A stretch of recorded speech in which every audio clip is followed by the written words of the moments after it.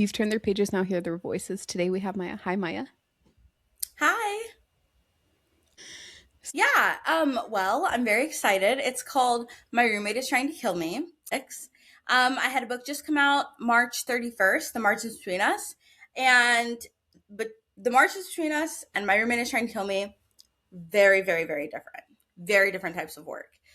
So I'm really excited to talk about it on the podcast today. What? I'm excited to jump into talking about My Roommate is Trying to Kill Me. Yes, please do. I love your Okay. cover. Who was your cover artist? Emery Saku. Emery Saku is who made the cover for The Margins Between Us as well. I try to be consistent where I can with cover artists because it's a nightmare, like browsing through Readsy and try. I mean, it's like once you find a good one, you gotta kind of keep them, you know? You do. But I will say there are some for future works. I might be branching out a little bit for styles that like aren't really in his wheelhouse right now. You know what I mean? Mhm. Just different types of typography or things like that. But for now, for the March Between Us and My Roommate's Trying to Kill Me, it's Emery Saku. I love that. They're So, great. yeah, for My Roommate is Trying to Kill Me, a little bit about it. The tagline is Some things are harder to survive than murder. And it says Hakeem Morales wants to be the kind of horror actor people build midnight screenings around. At the moment, he's mostly working nights at a Los Angeles horror bar, The Last Q, trying not to spiral about his stalled life and wondering whether his new roommate is trying to kill him. Antonio Sanchez is older, private, unfairly attractive, and suspicious in ways Hakeem feels should be illegal.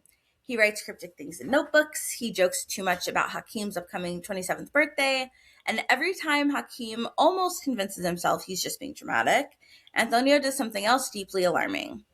Unfortunately, Hakeem's growing list of evidence is matched only by his growing attraction, because nothing improves a possible murder situation like developing a crush on the man you're pretty sure is planning it. Plot That's twist. Got got all choked up in that one, apparently. it. And you just had Yeah. another So book release earlier this year. Mhm. Yes, The Margins Between Us was March 31st of this year. Where did that book come into play? Like, that's your first release? I did last year I released a book of poetry, but I always consider poetry kind of separate than like the prose of it all. So I released a book of poetry called Moss Mother Poems from the Bayou. That was last October 1st for Hoodoo Heritage Month. And then I released The 12 Voicemails of Christmas, which was like a very short little Christmas novella, magical realism set in Oakland and San Francisco. The Margins Between Us was my first like more like I know it's a novella, but still like long form novella because the holiday story was really just it bite size, you know. The March Between Us, I love, love, love, love, love. That one is set in the Pacific Northwest and it's sapphic and it's about a lonely novelist that starts to fall for the fictional woman that she's created for her upcoming novel. So My Roommate is Trying to Kill Me is completely different like temperature than The Margins Between Us. And it is a gay horror romance comedy. If it can be all of those things, it is. 100% it can be. Yeah, I'm very excited about it. It was out of my comfort zone, but in the best way. We love when an author tries a different genre or something and it just blows us away. Because I mean, Yeah. who doesn't love an extra little plot twist? That's a pretty big one too. Yeah. Yeah, and like for My Roommate That's Trying to Kill Me, it's I am such a horror lover. And so I will say like horror is the setting and it's the atmosphere and it's like this tension between the two men.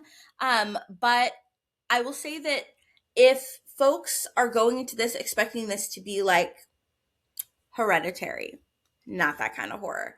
But if you're expecting it to be like a love letter to horror as a genre with some like psychological tension and there I mean, I'm like, am I just a baby? I don't know. I would be a little scared at some points.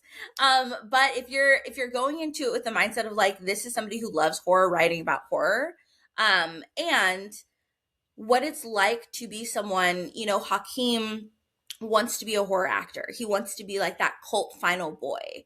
And so it's like, if you live and breathe horror, you work at a horror themed immersive dinner theater bar, the last Q, then everything that you experience is going to be through that like lens. So there is this like real anxiety of like, is Hakeem just kind of like tripping a little bit? Is he like a little anxious, or is some of this real? And that's what the reader and Hakeem figure out alongside each other. I love that you have the readers be pulled into it too, Yeah. where they feel like they're on the adventure. Yes, absolutely. I love for I know that sometimes like I'm a reader myself. I've been a reader for forever. I yeah, I mean like I that was the one thing is like anytime I was in trouble as a kid, I never got books taken away. So, not that I was in trouble a lot, but I did have, plenty of time to read. And You so, didn't get your books taken away? no, I got everything else taken away, but not books. So, My mom would take my books away oh no. and my See, but that's radio. why it's like sometimes like nothing, my room would be stripped bare except for like my stack of books. And so because of that, it's like I remember how fun it would be to figure things out at the same time as the protagonist in a book, or sometimes I find out a little bit sooner and I'm like, "Oh my god, they're going to die when they get to where I am," you know? And so that's for the big plot twist, because there is this reveal in My Roommate's Trying to Kill Me. I hope that either the reader arrives there at the same time as Hakeem or figures it out a little bit before. You already this is my flappers are gasted. That's all I can say. Thank you. Hmm. It doesn't happen very much where I have nothing. Mm. Well, I'm an open book. Feel free to ask Speechless. me anything. Are you planning on having audiobooks released? Yes. Oh my gosh. I'm so excited. I cast my Hakeem. Well, it's one voice actor is playing Hakeem and Antonio, and I cast him, but I mean the voice differentiation between the two characters, that was really important to me, that the voice actor be able to believably portray two men. And I cast him about a week and a half ago. I cast him around the time that I announced it. So the day that My Roommate is Trying to Kill Me comes out, August 11th, the audiobook will be out as well. It will be on Audible, and for whatever reason on Audible you can't like set it as a pre-order, but I will put it out plenty, like everyone will know where it's available. And then it'll be there. And I got to listen to the first 15 minutes of My Roommate's Trying to Kill Me, like with the voice actor. I was like, oh, he is so good. So I'm gonna announce who he is soon. Okay, cool. Yeah, Yeah. but the So voice, you just have like, to tell that's me such a privately fun. so I can go fangirl. It's fine. Oh yeah, for sure. So was it easy finding your voice actor, or did you know like right off the bat, like if I'm writing this is who I want to play it? Um, it wasn't easy to find my voice actor, and I've been very, very, very like lucky, I guess, that my projects resonate so much with the voice acting community. I'm in some voice acting groups on Facebook for like people, with authors projects and things like that. And I've just been doing a lot of reading on like author to voice actor etiquette, like how do you approach people, things like that. But really I've just put the margin between us is also getting a voice, or also as a voice actress, and that's going to come out in June for Pride. So that audiobook will be out, but the same way I went about finding her and finding the voice actor for My Roommate's Trying to Kill Me, I just posted my projects on the ACX, which is like the Audible platform, and I was overwhelmed with the amount of auditions I got. Like I don't know if this is normal or like typical, but the amount of auditions I got was so exciting for me. And going through and listening to, and like, I would look at the 5 minute or 3 to 5 minute blurb that I gave the actors, and I would read it as I would listen to them. And I even had my 12-year-old next to me and my spouse, and we would listen, and I'd be like, no, not no. And then I landed on, I can say his name for this, Rob, and I'll share his photo and his beautiful announcement later. But when I landed on Rob, I was like, oh yeah, this is Hakeem. This is this is Hakeem. So very, very happy about that. It was important to me that for both The Margins Between Us and My Roommate's Trying to Kill Me, because I write only BIPOC led stories, that I wanted the voice actors to be true to those characters. So in The Margin Between Us, the main character is a half Chinese, half white woman. And so the voice actress is an Asian woman. And then Hakeem is half black, half Mexican. And the voice actor is a black man. So that was really important to me. And I'm just glad that like still have like such a huge pool to choose from. There's so many good voice narrators Yeah. um, out there. Like it's astounding, especially because they Yeah. pull so many different emotions and they make you feel the book. And you're like, you Yeah. had no right to do me like that. None. Out of pocket. Yeah. And I'm not an audiobook girl. Like I don't listen to audiobooks. So I had to, but I do have like an Audible subscription. I think it is tied to another subscription that exists somewhere. So I did go on to Audible because I do have some books, and I was listening and I was like thinking that was like part of the research, right? Is like how do I decide, or how do you land on a narrator? And that did help me a lot. Yeah. My dream is um next, I'm not going to like speak too soon, but in the future, if I have a because the Martian was sapphic, my roommate's trying to kill me is gay, if I have like a hetero romance, my dream is to cast two voice actors. So I have like the woman and the man do the voice, because I just think that would be like so cutesy in the chemistry. So that is, but I'm not I sure want how. to put my people in there. Oh, send me whatever. Like, if you have like a web page, whatever you use to source people, feel free to send it my way, because that'll be next year. Oh, that's amazing. And you because you already have so many projects. Like I never you stop. just post, like you just keep on, and Yeah. you shouldn't quit.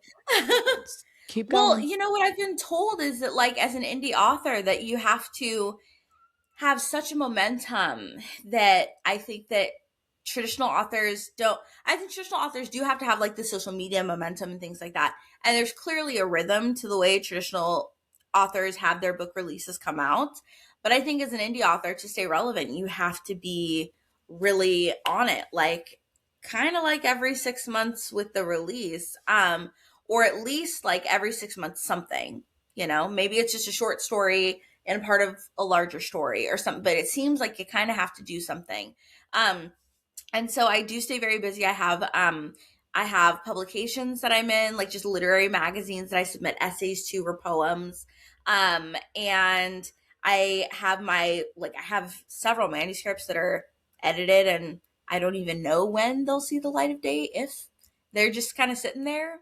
And I'm like, I don't know. I get excited about certain things, and then I push them even further back in the drawer. But I do stay very busy, and I do have a, a library a little bit of my own that I can comb through. But I do this full time. So I went to college for writing, and I've been writing really since I was a child, but with this much intensity probably since I was like 15. So I have a lot of work to put out. And it's the pacing myself is what's hard. I'm I like, I would say love to full saturate the send. market. Send all of it. Publish all of it. Why just stop? Why have them on the back burner? Just Yeah. fly them out. I've had some authors recommend that I use like a pen name or two to publish other things, but I don't want to do that. Not like no Tino shaded people that do, but it's like I want my name associated with those works. And so I'm just, I got to find a rhythm, but I feel like also for the more like ambitious projects, like a novella is a lighter load, I think, than a novel. Unless I think it could be different if it was like a fantasy novella versus like a contemporary novel. For me, fantasy novella would be, I think, harder to write than a contemporary novel, just because fantasy you got like languages and worlds and maps and dragons and things like that, and I'm like really not very well versed at that stuff. But I'm trying to balance between putting out novellas and what a novel would look like, and just trying to find a rhythm that makes sense for my body of work. No, that's amazing that you're trying to find where you fit. And I agree. You know, to each their own. There's authors that have different pen names, but when I find an author that I love, I want to read I want to read everything they have ever written, um, everything. even if it's completely different.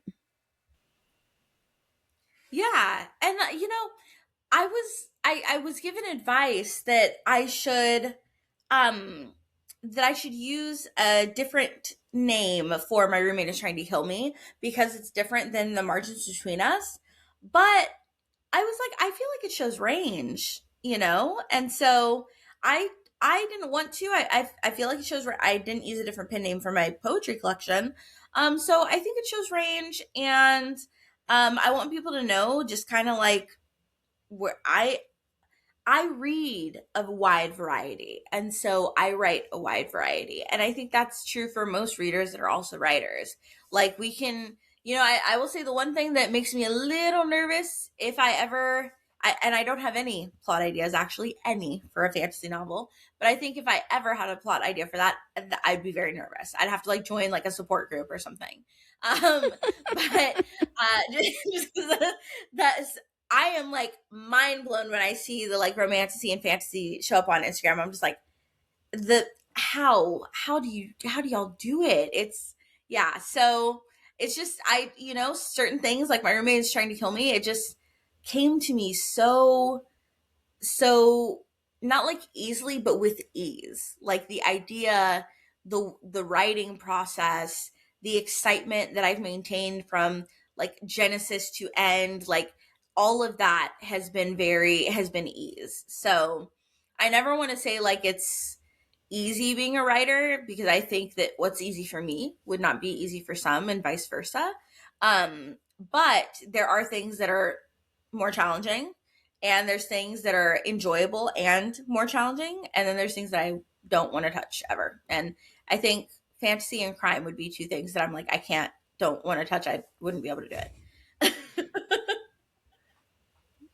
It's valid. I mean, Yeah.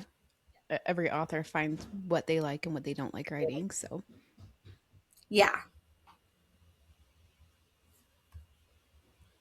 what was the hardest part though in writing? Because writing was with ease, right? But there's so many Yeah. different processes that you have to go through in order to publish. So, what would you say was your hardest thing that you had to overcome? I think that's a great question. The hardest thing to overcome, I will say two things. One is the ending of the book is completely different than the ending I originally made or had in my head. And so it's the way, yeah, just I will say from top of the third act on is completely different than my working document I had, where I was drafting beats by beats by beats for each chapter and scenes and things like that. That just ended up being very different. And I'm so much happier with what it ended up being. Because also some part of it is like, I have this awesome idea. I know act one and act two, and then what, and so where it ended up being, I feel so confident about, and I'm so happy. And I feel like it's, as weird as it might sound, it's like a trusting my characters that I've created, because I do, it's like the course of writing is getting to know these characters. And it's like, of course, I know their favorite color because I create it, But also, it's like as I'm fleshing the characters out chapter by chapter, when I reach chapter 9, chapter 10, it's like, okay, actually, now that I really know this character, really at a different level, how would they react? What is a natural consequence for them? Um, just get, and it's less of like a part of it is continuity, of course, just making sure and checking my list. I always flag in my document, I'm like, continuity check, because I lose track too. Um, but also just trying to be like true to them. And not be like, well, this is the ending that I had in mind, so I'm gonna force this ending. But instead be like, I'm just gonna see what flows out of my uh, fingers onto my keyboard. So that was hard, was just kind of like the pivot last minute. But I think internally what's hard is um, one, hoping that this, I just hope it lands with people that love horror the way that I do. Because, and that's like an internal, like, I think every author is like, oh my gosh, what if nobody likes my writing, I've gotten amazing feedback so far. And so I don't want to like discredit people that have told me so far that they love it. But I do hope that people can see it as such like I said, a love letter to the horror genre, and not judge it against something that would be like Saw 5, because if you judge it against Saw 5, it's not Saw 5. Um so that I guess that's like an internal fear. And the last thing that I will say internally, which I said, I've been trying to go on Instagram live like once a week, which is fun and nerve-wracking. But the intimacy scene was so and I won't give any spoilers. I don't think it's a spoiler at all to say there's an intimacy scene, but it was very embarrassing to write. It was embarrassing for me to write. Like I I had not written at that level, and also it's like I am not a gay man. So the not the embarrassing part being the writing. That's one thing. That's like a whole like, clinical detachment, whatever. But my editor then going through and editing the scenes and me revising according to her editorial notes, that part was like, oh my gosh, like imagine if your like teacher like saw your like fan fiction and was like, actually, you know when gay guys do this, this is the so so I was so embarrassed. But you just gotta keep it going, keep it moving. Yeah, that was a question. One of the questions that popped in my head is, did you find it to be a struggle writing to gay men? Yeah, so I feel like, as far as like a struggle, my best friends, I'm a lesbian, and I'm a very out and proud lesbian. I think my bio says lesbian as like the Mm-hmm. second word. Um, but so it's still not my experience. That's the but it is still not my experience. However, I have always had black and brown gay men as close friends since middle school, since high school. I think in high school, the first person I ever, I mean, God, that was so long ago, but if not the first person, one of the first three people I ever came out to was my boyfriend, who then came out to me. And then we were like, oh, we're both gay. And so I want this to be like different than, I know there's a lot of discourse right now about like heated rivalry, and not about heated rivalry as like a bad thing, but just the larger conversation of straight women writing queer romance. And so I'm trying to approach this with the thought of like, these are my friends, my comrades, the people I love. I'm a part of this community, not gay, but I am LGBTQ. And I want, I have like historical knowledge, and I understand, I think, the stakes at a personal level of what it means when somebody gets this wrong. And so I really, really tried to approach this with care. And yeah, I had like my very first beta readers were queer men of color, and so I yeah, I hope I did them right. I got really good feedback, and I think it's I think it's really good. I feel very confident with it, and as always, it's something that's going to be up for critique, and I welcome that. Um, but I feel good about it. I don't when I close it at the end of the day, I don't feel like I've done something that I'm not proud of. I feel like I can stand by it and be like, you know what?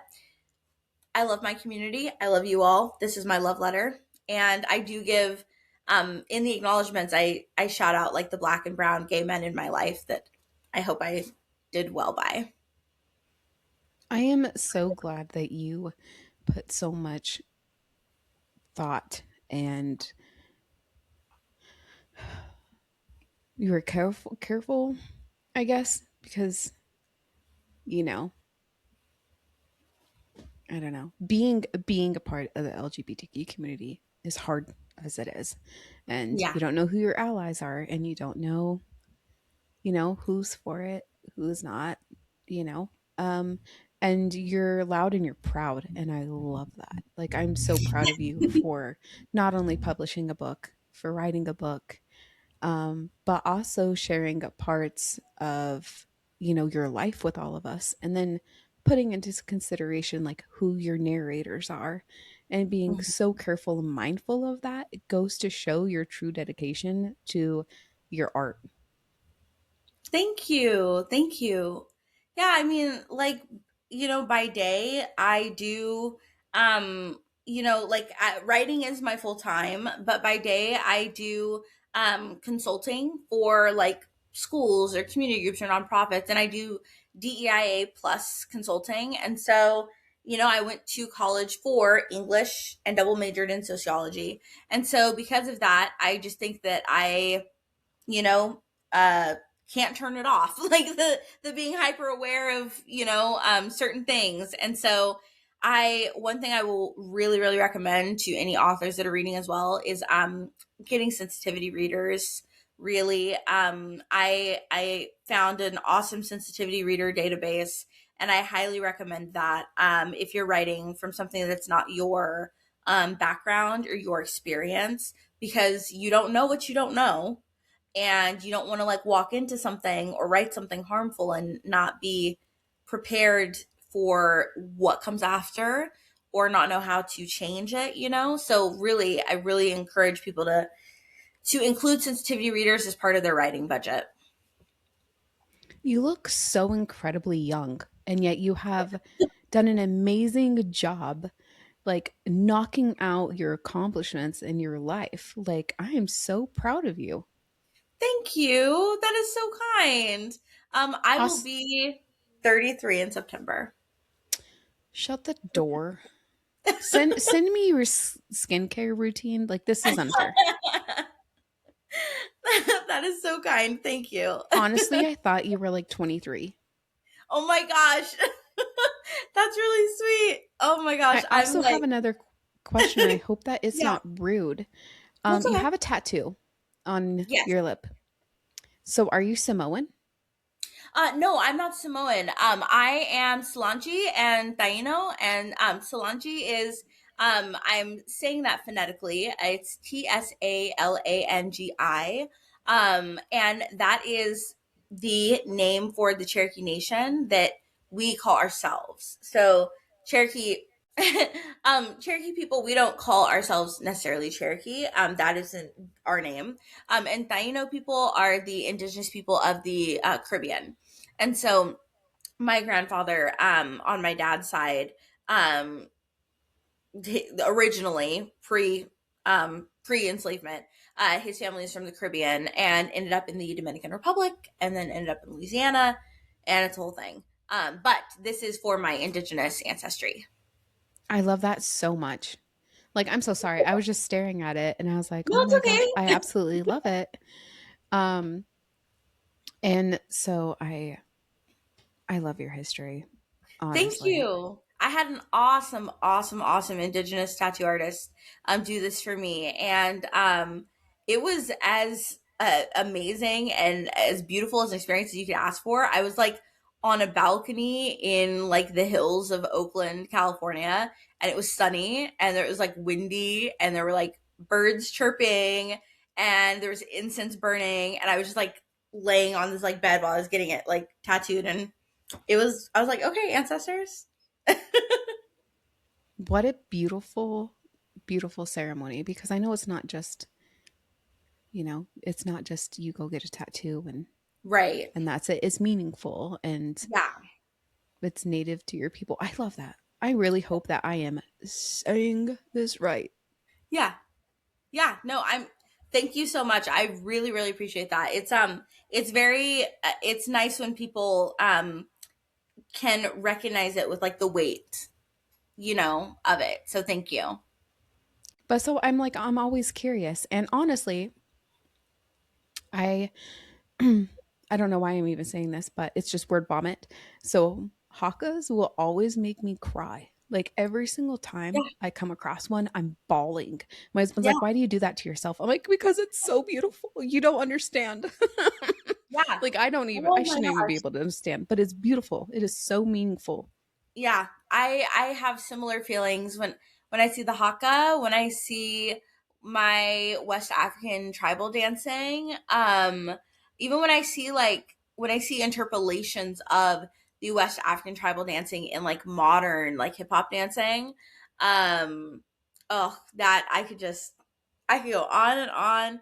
I when I like I said I double majored in English and sociology, and my I guess like area of emphasis for sociology was uh black, not particularly like not particularly, that's not what I want to say, not wide scope black Americans, but I was studying really like black women, and black women, one of my final research projects was um black women through the 80s into the early 2000s, and I was kind of looking at like the video vixen culture and the Jezebel and like the just I don't want to like get too deep into it, but anyway, on my website I do have a publication that was came out this year called Not Your Jezebel, and it's a short version of that final research project I did for my sociology degree. And so that's on my website. But yeah, that kind of gets into it's basically about like the hypersexualization of black women and tracing trends and things like that. But yeah. But see, it all ties together. Like Yeah. it just all ties together and it all comes back to books somehow or Yes. another because Yeah. it's important. Like share your stories, share Yeah. your love for your culture and you know whatever makes you happy. That's the beauty of it. Yeah. And I will say that, when folks read my books, like everything in my books, like I really try to pull not just from thin air and not just from research. It's like yes, this is an experience I had or someone in my family or da, da, da, but and then research. But I don't just create new things. And I'm not saying that's going to be forever. I'm sure eventually I will, but like in each of my books so far, the 12 Voicemails of Christmas, the main character, she's Filipina because I have Filipina cousins. And then in My Roommate's Trying to Kill Me, the characters are Afro Latino and Mexican because my family's Afro Latino and my spouse is Mexican. And so it's like, you know what I mean? It's not like I'm just pulling from a culture I don't know. And even for the margin between us, the character being half white, half Chinese, it's because I have that on my uncle's side of the family, ex-wife. So those what cousins second removed or something? I don't know. But I'm like, One of them. there's always something. There's always something there. And so it's always some part of me is in there. But I think it's so important that like I'm honestly just so amazed by you right now. Okay. Oh, thank Honestly, I'm just going you. to say that. But like you tying all these cultures together because it's m- so much hatred in this world right now. Period. Um, but like these people are against these people, and like I think everybody should just love everybody, and you're tying them all together. Like it's not just one thing. It's not just one race. It's not just, straights or, you tie it all together. And it seems like you're building world peace in your books. And I just love that. I, I Thank you so I'm just much. going to stop talking and put a cork in it at this point. Well, thank you so much. I definitely, like I said, I only write BIPOC led stories, and it's because my approach to writing is always, where am I seeing, like, where's my voice? And not just like me, but of, voices like mine or voices that I represent. Where are we missing in this market? And if I have an idea for something, has this been done in a way that, like, with my perspective and with my history and things like that? And so, I think it's really important. Like, I yeah, I just, that's a value of mine. It's a value of mine to write BIPOC led, to make it true. um and yeah, I love talking about it, and I hope that readers just know that I am doing my homework. I have like 30 something tabs open when I'm writing, and that's just on my laptop. I also got my phone going, and I'm watching YouTube videos, trying to get in the sensitivity readers, doing everything I can. And then still accepting that maybe one day somebody comes to me and it's the year 2047 and they're like, actually, we don't say that anymore. And I would hope to be the type of author that can, be humble about that, have some humility, and address it. But I try to do my homework so I don't have to get there. Okay, but I know it's not the same thing.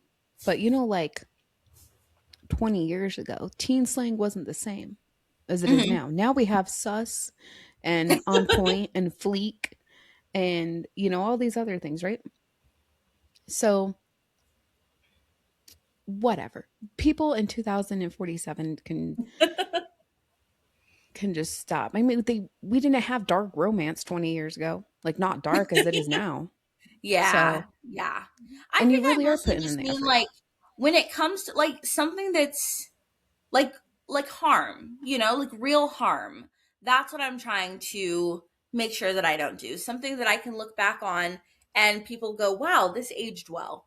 That would be, it's a product of its time, but it aged well. I'm happy with that. That is enough for me. I hope you're proud of yourself because honestly, like just seeing the passion that you have and that it just not that there's anything wrong with it, that you Yeah. didn't fly off the seam of your pants and you're making all these, important topics come into play in not just, a cutesy way. Yeah. Um it is, but you know what I mean? Like it's just Yeah.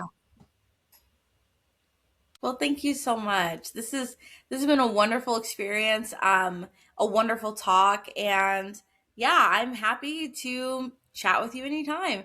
And I'm so excited that you have the arc of my roommates trying to kill me.